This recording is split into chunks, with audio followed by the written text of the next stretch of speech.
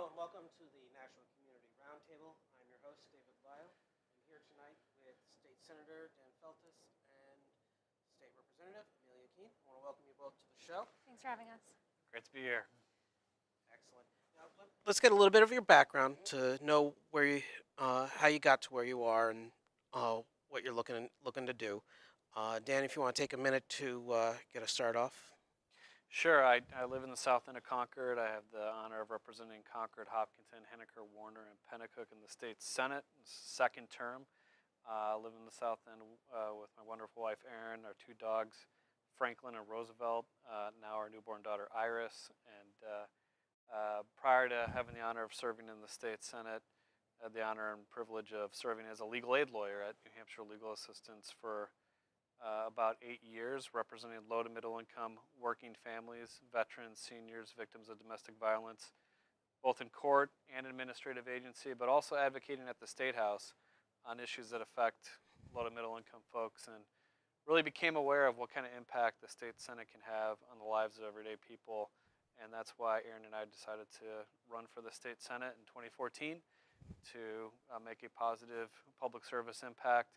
And we've worked hard at it, trying to do just that. And Amelia?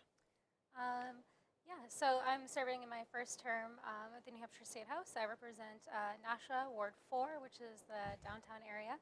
I'm from Nashua. I was born and raised here, graduated from Nashua High North in 2009. And since then, I have kind of left the state for a while, but I'm one of those young people who made a return back home.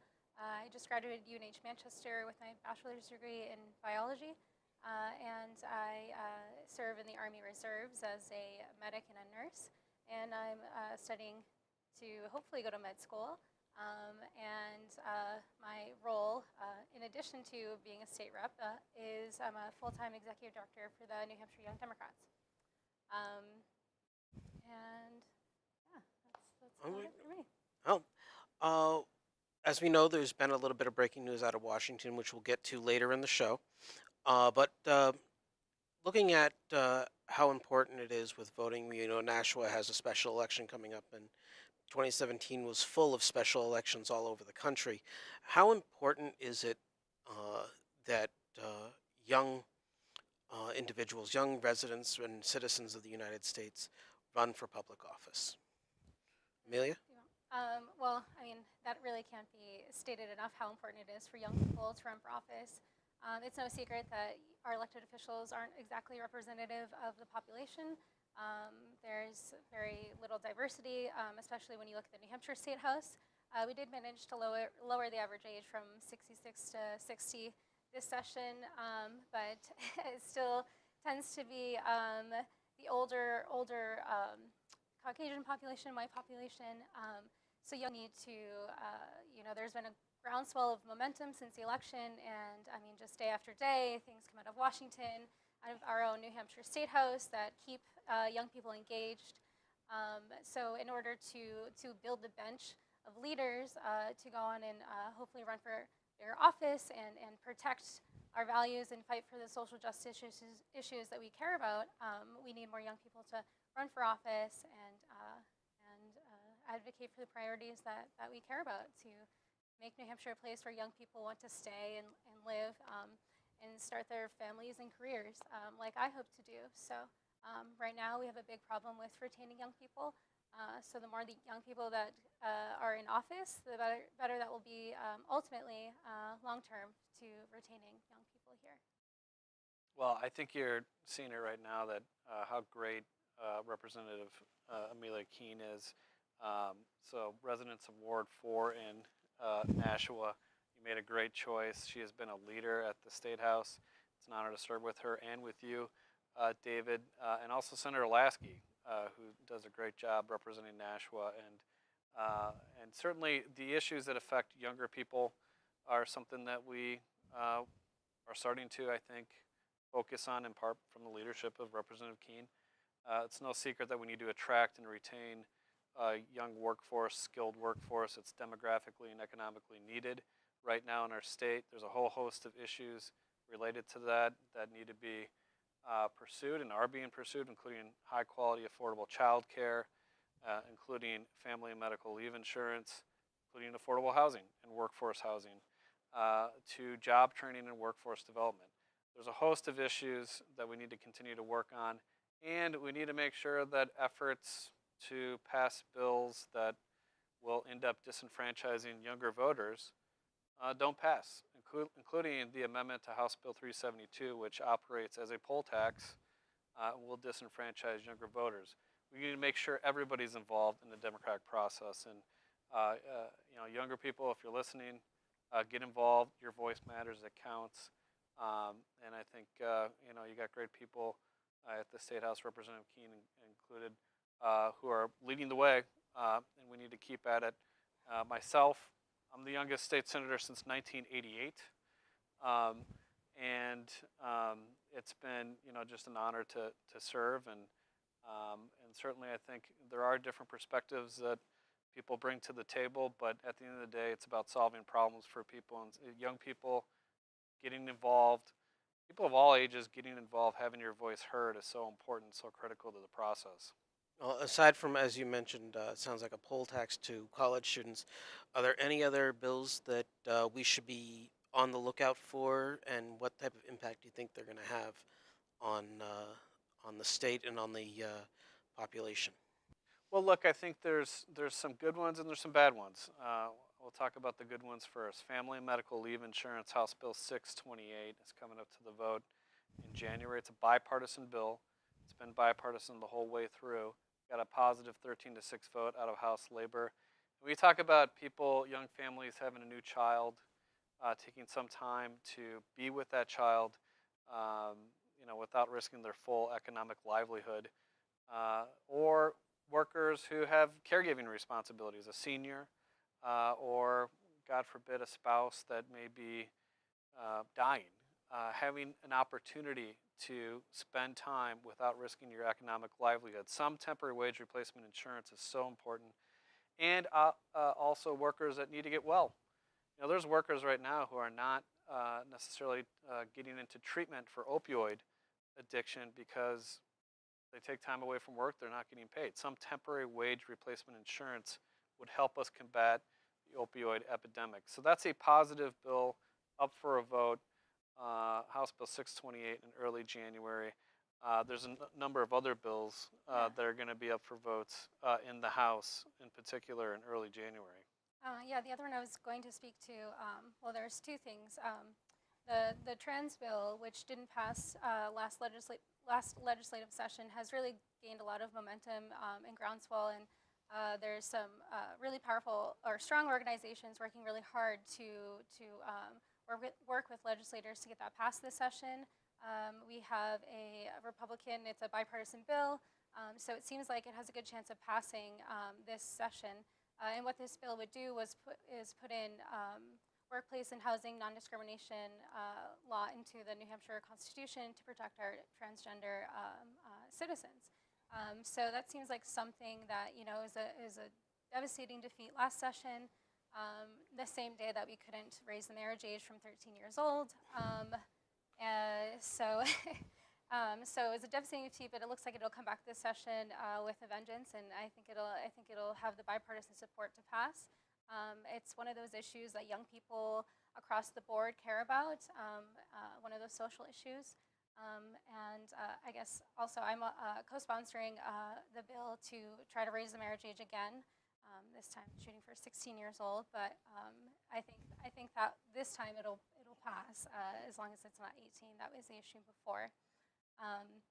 And you can probably speak to this a bit more, Senator. But the other thing I want to bring up related to the opioid crisis is Medicaid expansion, which is coming up this session. So there's been a lot of work on it, look, we had a Medicaid expansion commission. We came to a unanimous bipartisan recommendation and a report of a framework of how to move forward with Medicaid expansion. There's still a lot of more work to do on a bipartisan basis to come to a final agreement on how to reauthorize it and move forward. But the upshot is this. If we don't reauthorize it, effective December 31st, 2018, close to 51,000 Granite Staters lose health insurance coverage. And over 20,000 Granite Staters have accessed Medicaid expansion for much needed substance misuse treatment and recovery services. It is the single most effective way to combat our heroin and opioid public health epidemic, and we need to come together in a bipartisan way to reauthorize Medicaid expansion.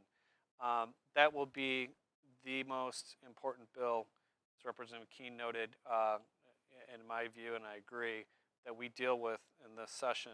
There's some other bills that are coming up pretty early in the House session. There's a comprehensive bill to combat childhood lead poisoning from both paint and water. A bill I filed, Senate Bill 247, has a vote in the House in early January. And you know what? Kids shouldn't be living in places where they should have an opportunity to live in safe housing that doesn't poison them and poison their future and affect future earnings. And that's a big problem in New Hampshire. Each year, hundreds of children test positive for dangerous levels of lead in their blood. Another issue that's a bad one, David, is coming up for a vote in early January, is Senate Bill 193, the effort to divert public taxpayer dollars to go to private prep schools and religious schools. I don't think that's fair for taxpayers. I don't think it's fair for our schools. I don't think it's fair for our kids. Now, do you know if there's any accountability or transparency built into the bill to let the public know that that the money's going to a religious school and what religion that school is devotes itself to, or is it more of the money's sent but no one knows who's actually getting it?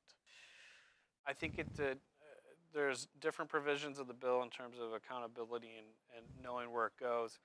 I think the overarching thing in terms of accountability is whether or not the money going to parents and then indirectly going to private schools, prep schools, religious schools, and homeschoolers, whether or not that public money, public taxpayer dollar, is being used in a way that really raises standards, helps students, and that there's accountability. You know, some of the schools can discriminate in who they allow to attend, and some of the private schools. Public schools can't, traditional public schools.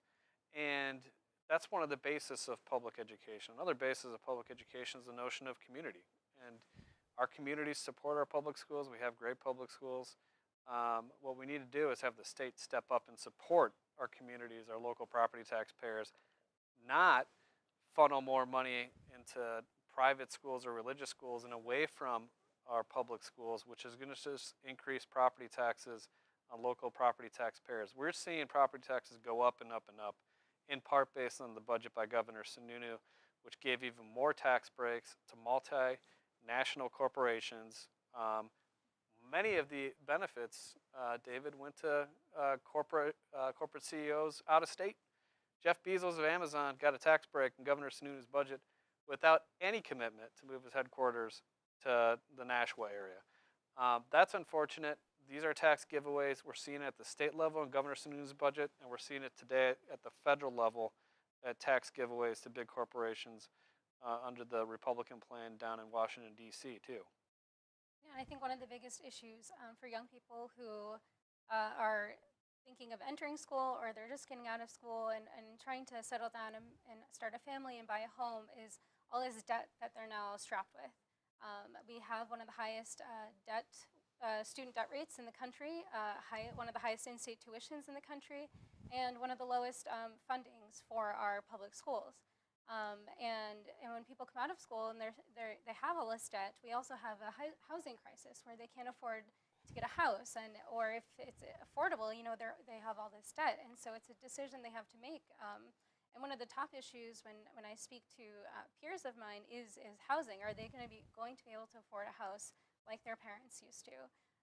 And I just don't think we do a good job in this state of making students and young people feel that they have a place once they are ready to enter the workforce and be here. And SB 3, the voter suppression bill, was a clear example of that. It was an omnibus voter bill that is going to make it quite a bit more difficult for students to register to vote, especially because they may not be aware of this bill, and it's still being litigated in court. And right now, there's no punishment, but the bill itself threatened up to a $5,000 fine and someone knocking at your door if you didn't present the proper documentation. And so for students or young people, or it also disproportionately affects military members, and homeless people. If they're already on the verge of voting, or sort of reluctant, and they hear that they don't have the required documentation and they have to return or perhaps receive a punishment, they're not going to vote. And it's no secret that this is a part of a systemic attack to disenfranchise certain populations who tend to vote Democrat, which are students and young people. So HB 372, which passed the Senate Election Law Committee down party lines, will be up for a vote in the full Senate at the beginning of the year, like just the first week. And as Senator Feltes said, it would effectively put a poll tax on voting, making it so you have to have a license or registration or other type of documentation to prove that you are a resident here and can vote, which is not how we've done it in New Hampshire, and it's not how we should do it in New Hampshire. So out-of-state students, they would not be able to vote anymore, and those are the exact students that we need to make them feel welcome, to attract them and have them stay after school to invest in our. Well, I did get my undergraduate from a New Hampshire school, although I did get my master's from a California school. Able to physically see the difference between the two types of institutions, both public, by the way. We're talking about the voter suppression law. Basically, I think that public colleges should be allowed to register students through the bursar's office or the application office, the administration office, because that right there gives them the instant proof of residency, whether they live on campus or off campus.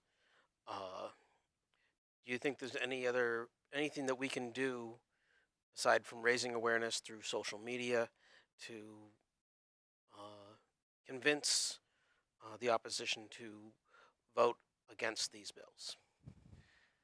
Well, that's a great question. I think it goes to the heart of citizen activism. I think, look, your Facebook posts, your letters to the editor, your phone calls, your emails, your handwritten letters to legislators make a difference. They really do. And so I'd encourage anybody watching this to, whatever issue you care about, whether you agree with us or not, to speak up, speak out, stand up for what you believe in, and register your opinion with your elected officials, state representatives, and senators. Obviously, I strongly disagree with the amendment on House Bill 372. It does function as a poll tax. It requires basically a driver's license or car registration to prove residence, and you have to pay for those things, which means it's functionally a poll tax. And that will disproportionately disenfranchise younger voters, college students, which, as Representative Keane noted, disproportionately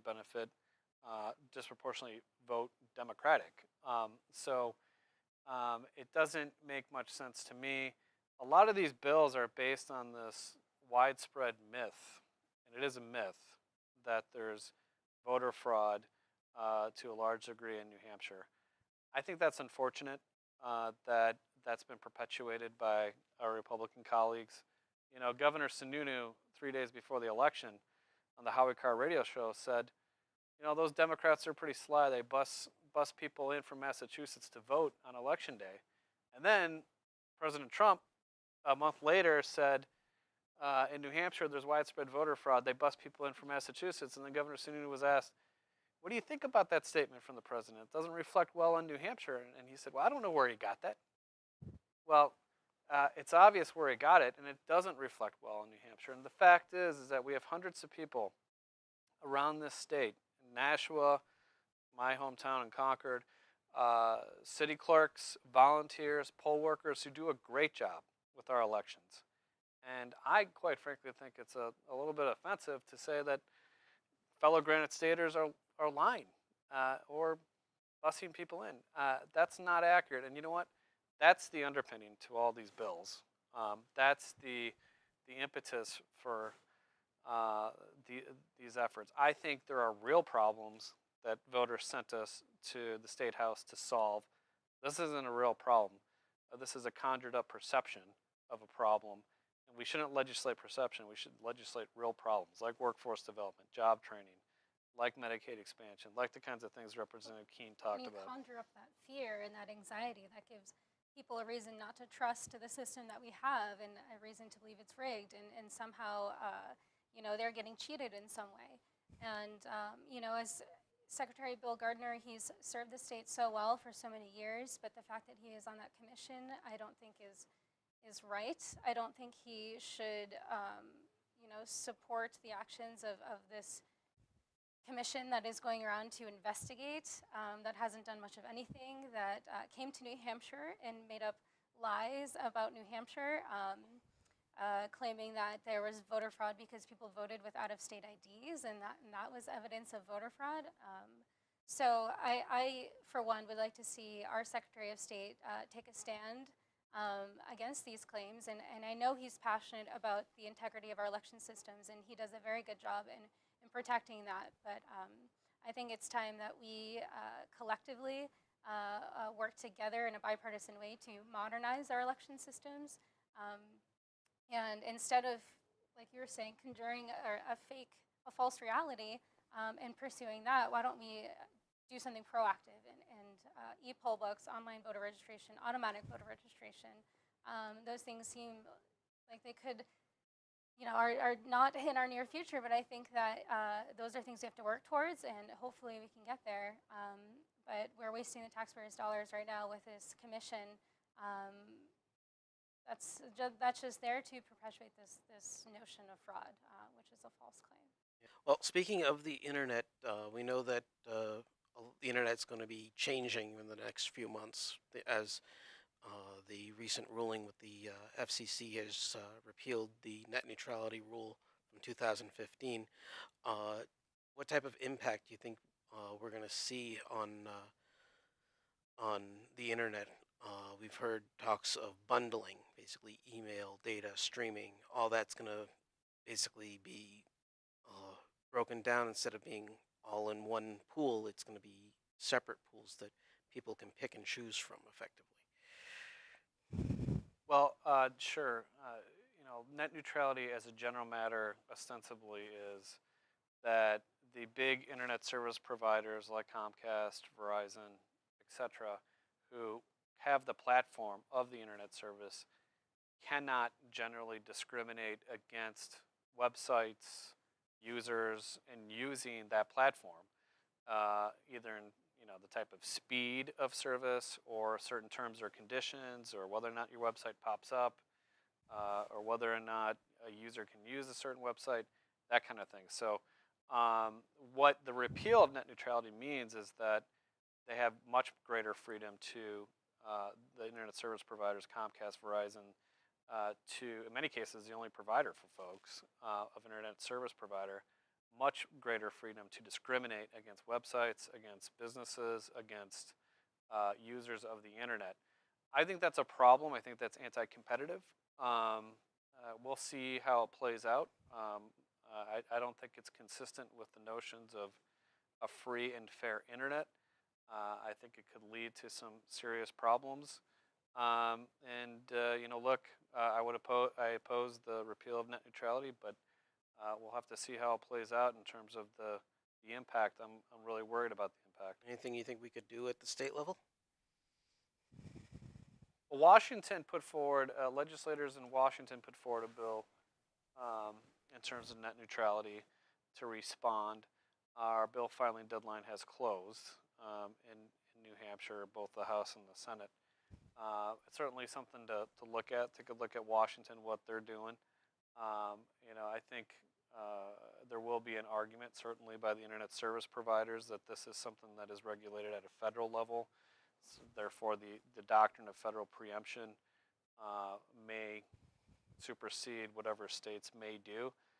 Certainly, I've already heard those arguments with respect to Washington's legislation, but certainly I think here in New Hampshire we ought to take a good hard look at what Washington's doing and think about and explore options here at the state level.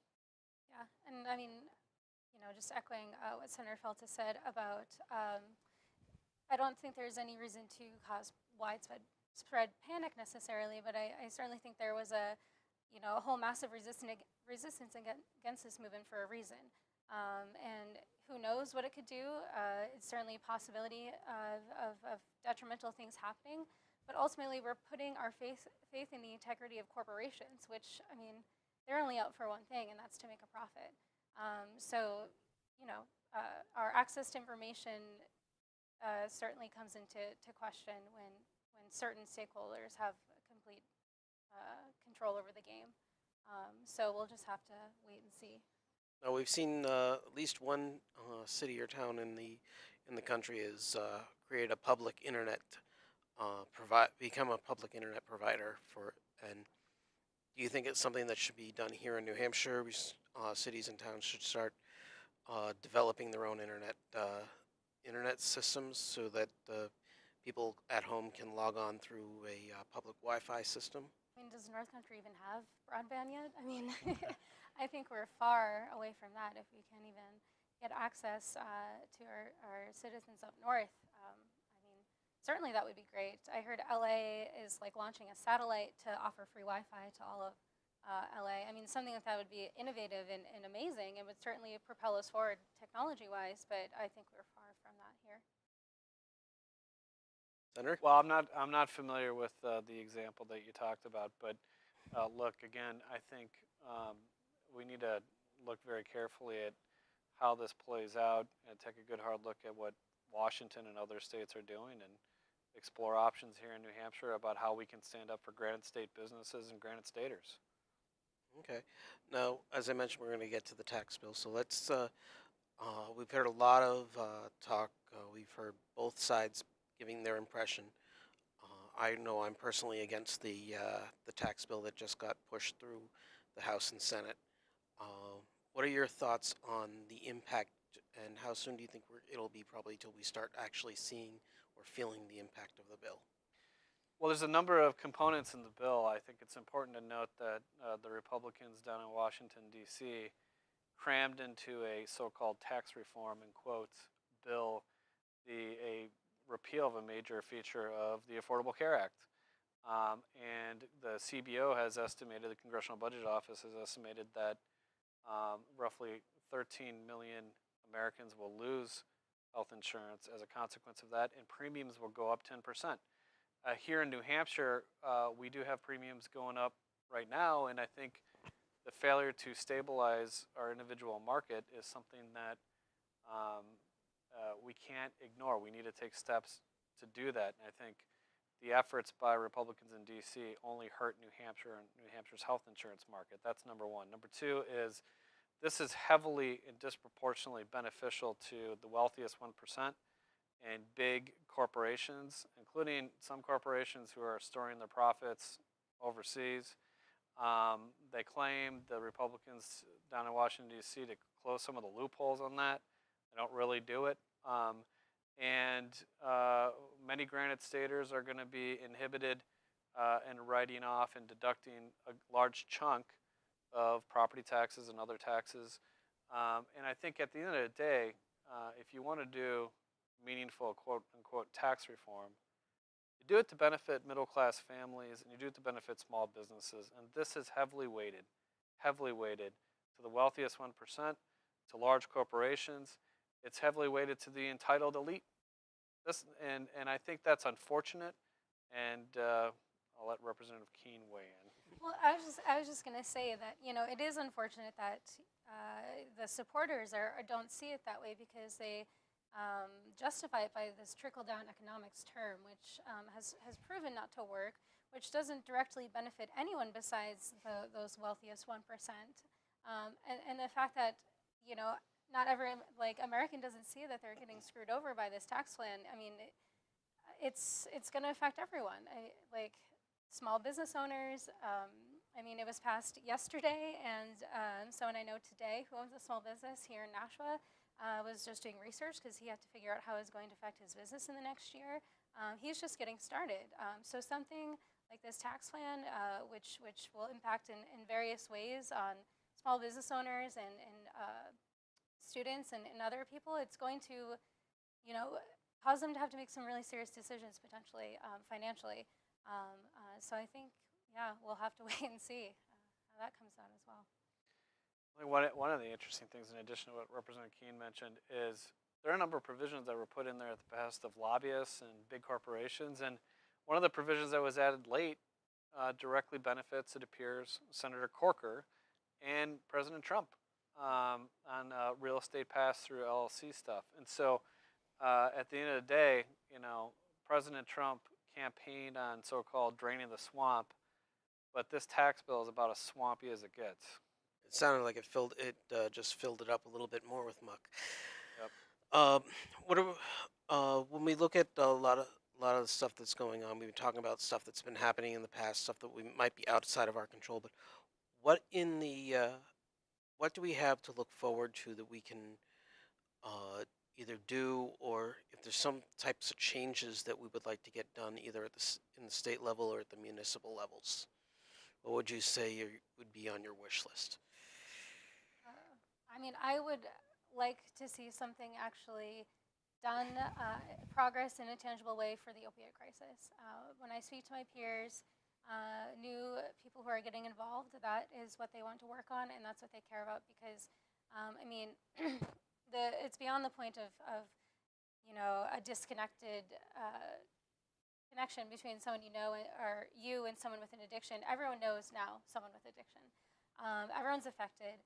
Everyone knows it's a crisis and it's a problem. So it's just the best way of going about it to solve it at this point. But I'd like to see some action soon on that piece there, at least for Nashua and the community here.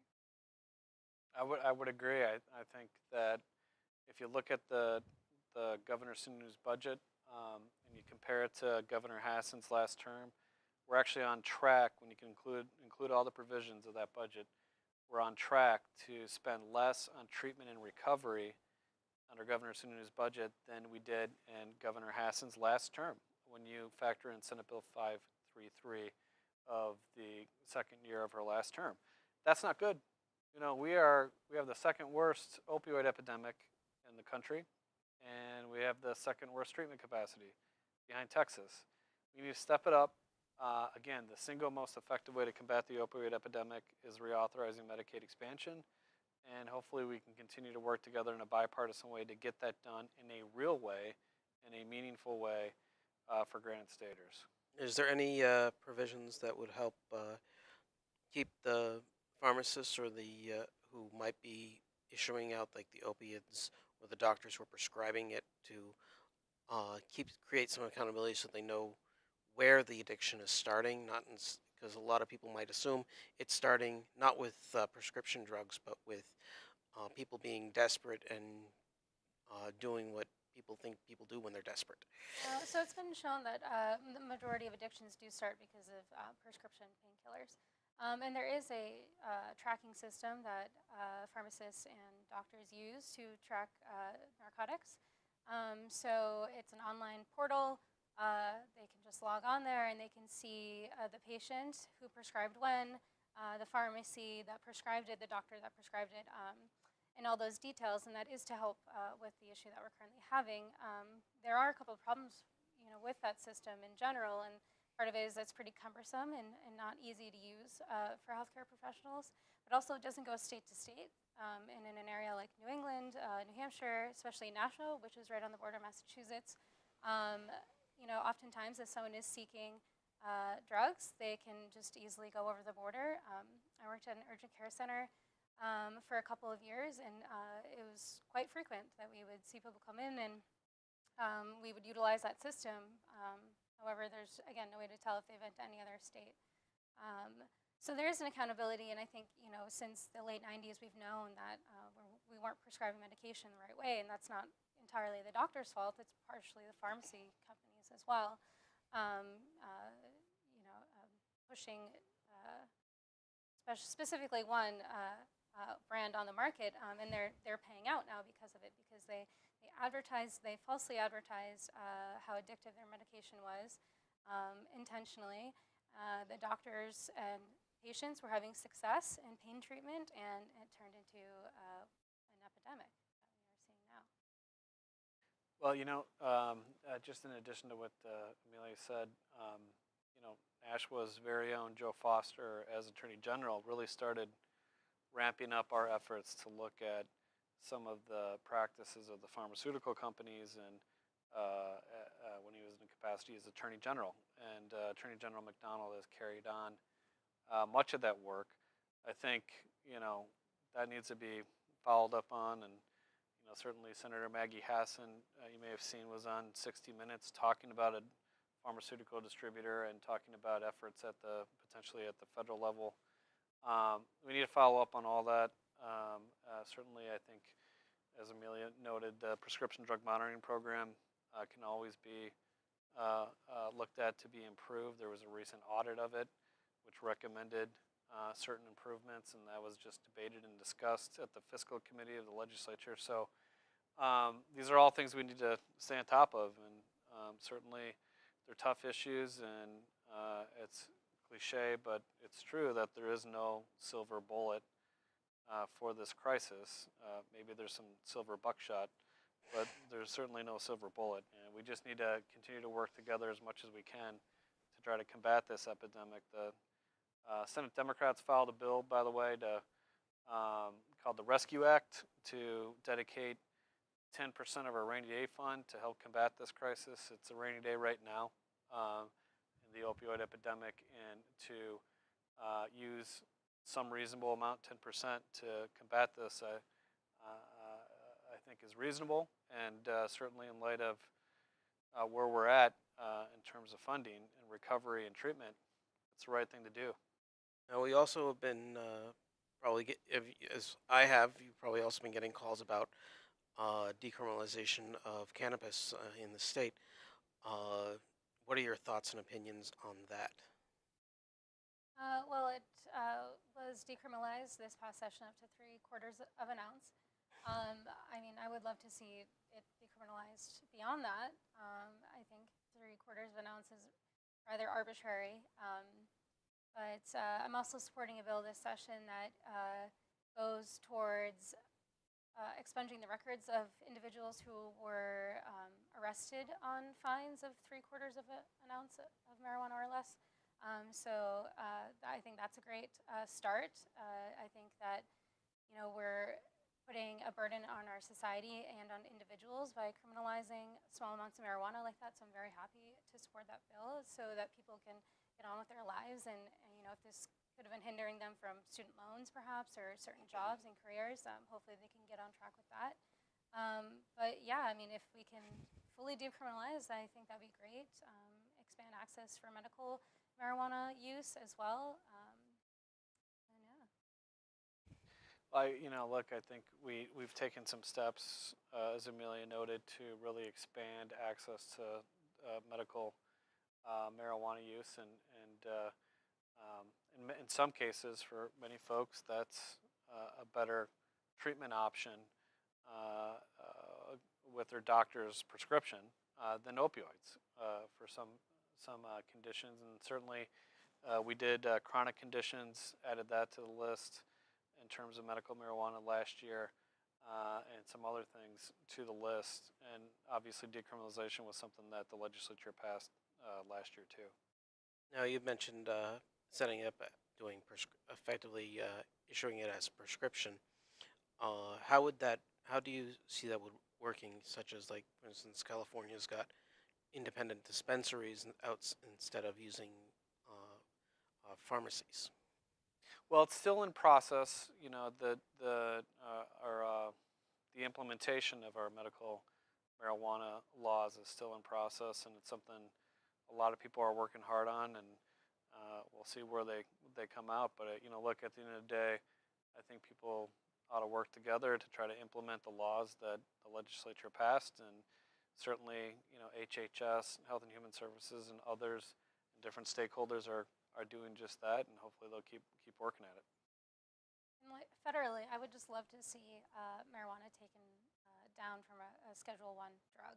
I think that's really hindering a lot of the problems that we have.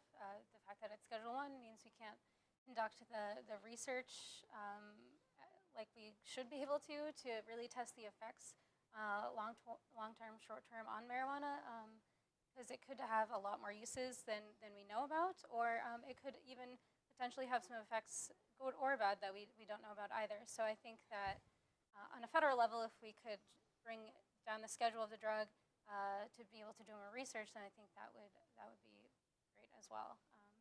Evidence and fact-based research is always You actually led into probably one of our final topics is going to be with the recent memo to the CDC and an organization that's built upon evidence-based, research-based science to Right. combat problems such as the opioid crisis, various diseases that we don't see anymore today because of organizations like the CDC.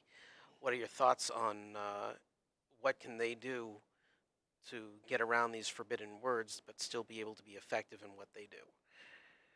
Well, I haven't looked at my understanding, and I haven't researched this in detail, but my understanding is that these were, in essence, directives from President Trump and his White House to the CDC. At the end of the day, we shouldn't be telling medical professionals what to do and say. Medical professionals are medical professionals at the CDC and elsewhere, and we should be basing things based on science and facts and evidence, and we shouldn't be banning or attempting to ban the use of the word science or evidence-based. It doesn't make much sense. It raises a whole host of issues, including free speech, infringement upon our professionals on the ground by politicians. We need to entrust our professionals and the experts in the field and believe in what they do and support them, not ban the words they use or attempt to ban. I hate when we politicize science. I mean, we hear this all the time with climate change and so many other topics.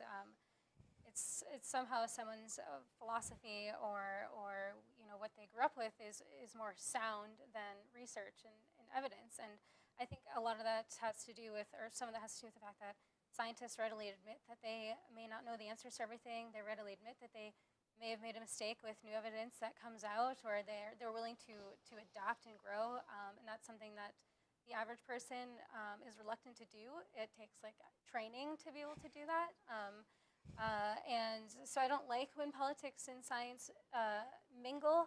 However, I would love to see more scientists and doctors and educators run for office and lead and be in office. I mean, no offense at all to Senator Feltes, but they're all lawyers, and that's like just the classic trajectory into politics. And I mean, but not a lot of public interest lawyers. yes, that's true. That's true. So I would love to see more, just more of a mix in our elected leaders in that sense as well. Yeah, I personally have had a chance to recently view our national parks, and as you mentioned, the climate change and everything. And I've had a friend who keeps wanting to go visit Glacier National Park before it becomes not Glacier National Park. Yeah. What do you think the effect's going to be if we start privatizing and drilling in our precious resources such as the national parks, like Yellowstone? Well, I think one of the things that appeared to be the basis for Senator Lisa Murkowski of Alaska's support for the tax bill was a provision to allow drilling in the Alaskan National Wildlife Refuge. And what that has to do with so-called tax reform, I don't know. Just like what the healthcare stuff, repeal of elements of the Affordable Care Act has to do with so-called tax reform, I don't know either, other than this is part of the broader agenda of certainly the national Democrats and to some degree, the national Republicans, and to some degree Republicans at the state level to do this. And look, I don't know. I don't know what's gonna, to what degree President Trump's orders on some of these things will be challenged. To what degree those challenges will be successful, I don't know. But certainly, it seems as though the Department of Interior I think his name is Burritt, is the Director of Interior, as well as President Trump, seem intent on opening up our national parks and our wildlife refuges as much as possible, and I just respectfully disagree with that.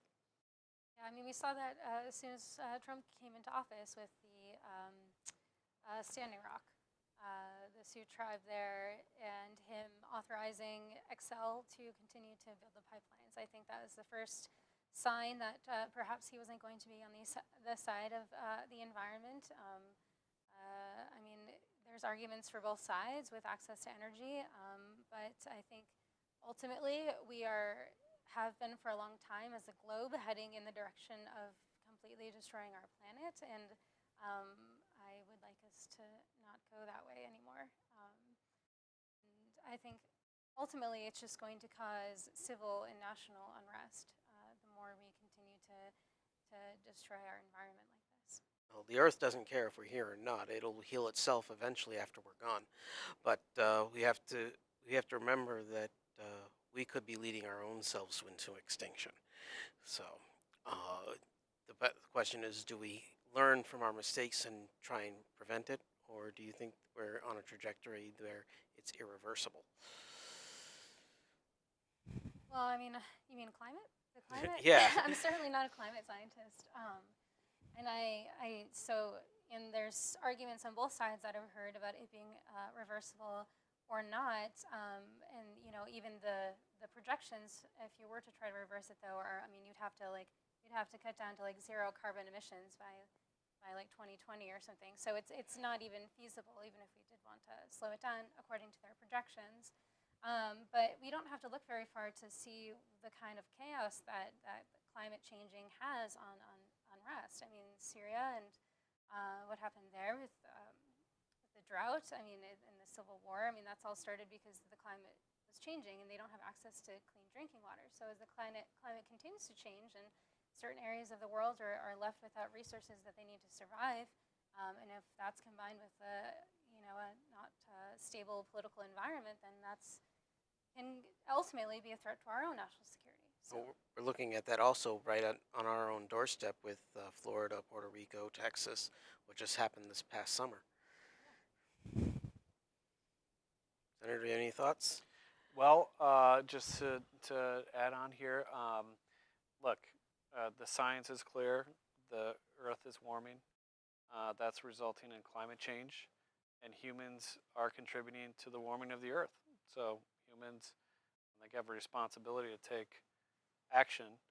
And by the way, it's economically feasible in many circumstances to do just that. If we get out in front of some of the other countries like China and India on clean tech and clean energy, we're investing in the technologies of the future and the workforce of the future. So not just does it doesn't make just good climate sense, it makes good economic sense for the United States to be a leader and to do the best we can here in the state of New Hampshire too. We passed Senate Bill 129 last year, which was more than doubling new solar in our RPS.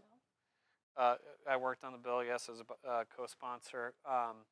It opened up access to low to middle income solar savings. It shored up our biomass industry, and it passed without Governor Sununu's signature. He didn't like it, so he didn't sign it, but it became law over his signature. And these are the kinds of things that we need to do and continue to do. There's some efforts I know in the House right now to backpedal on some of our energy efficiency initiatives, some of our other energy initiatives, which have historically enjoyed wide bipartisan support. And we just need to do our best to take responsibility here at the state level as well. And I think we've made some steps, including Senate Bill 129, but there's more we can do. And this is one of the topics I'm really passionate about in general, but I think it's always ironic that we don't continue to have bipartisan support on issues such as this. I mean, the Department of Defense, one of our biggest sectors of where we spend our money, in the United States military has acknowledged that climate change is the #1 risk to our national security. And so when we have people who deny that flat out, such as our president, or even on a local level, who don't support initiatives for clean energy alternatives, then that's ultimately saying that they don't care about our national security, which I think any conservative really prides himself on that aspect. I mean, terrorism and everything like that, if we are afraid of terrorism in our own country and we're afraid of these threats, then we should really take a look at what we're doing in our community to mitigate the effects of climate change. Excellent. We've only got a few minutes left, so if you have any messages for your constituents or for the viewers that over and above what other messages you've given now that we may not have touched on that you would like to touch on. Well, sure. I just want to wish everybody Merry Christmas and Happy New Year, and you know, we got a lot of work to do in the upcoming year. We heard a lot of the issues from Representative Keane and myself and David as well, Representative Lyles. So have your voice heard. Reach out to your representatives, your state senators. Get involved. Have your voice heard. Write your letters to the editor on the issues you care about. It's so important to our democratic process that you be heard. And so I would just ask that one of your New Year's resolutions is speak out, stand up, be involved in our democratic process. Yes, so happy holidays. I hope you guys enjoyed the program. And going into 2018, it's going to be another exciting year. We have the congressional race. And just to echo what Senator Feltus and Representative Lyle said, you need to get involved. If you need to make your voice heard, if you're just looking for that avenue, it's here, it's me, it's us, the Young Democrats. Find me online, reach out. We are the avenue to get heard. We work locally on issues that are local, and we help Young Democrats run for office. We do trainings, we advocate for issues at the State House. There are many ways to get involved, and we can be the avenue for you and work on issues that you care about so you can make a difference in your community. So we hope to see all of you get involved, hopefully some of you stepping up to run for office. It's hugely important, and yeah, I thank you guys for all that you do. All right. I do want to thank you both for being here on the show. Thanks. One last message to our viewers. If you are interested in what's going on politically, get active. Be the voice that you want to hear. And if you don't like what your politicians are doing, what the politicians are doing, such as myself, you have every right to run against us. If you live in our ward district, if you don't want to run, find someone who will. It's your government. It's your voice that you need to make sure is heard. And don't forget, here in Nashua, we do have a special election for the Board of Education. And if you're looking to run, learn more about it by talking to other members of the board and get involved. I do want to thank everyone for viewing tonight, and you have a great new year. And we'll see you in January. We'll be meeting with Alderman at Large Dave Tenza, and we may have another guest. Stay tuned. Have a great evening. Thanks, David. Vote.